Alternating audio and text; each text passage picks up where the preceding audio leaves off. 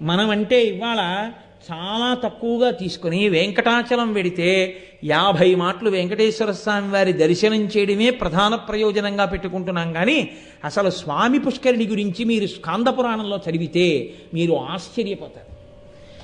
28 రకములైన నరకములను తప్పించాలి అంటే ఒకే ఒక్క మార్గము స్వామి పుష్కరిణి స్నానమే అని నిర్ధారించింది.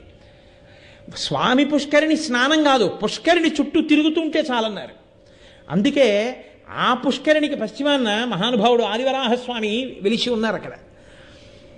అటువంటి గొప్ప పుష్కరిణి ఆ పుష్కరిణి, అందులోకి అన్ని తీర్థములు వచ్చి చేరుతాయి. అందుకే స్వామి పుష్కరిణీ స్నానం, సద్గురోహ పాదసేవనం, ఏకాదశి వ్రతంచాపి త్రయం అత్యంత దుర్లభం. స్వామి పుష్కరిణీ స్నానం దొరకమంటే దొరికేది కాదు, అది మహాదృష్టం. ఉన్మాదులకు కూడా స్వస్థత పొందుతారు పుష్కరిణీ స్నానం చేస్తే అంటారు.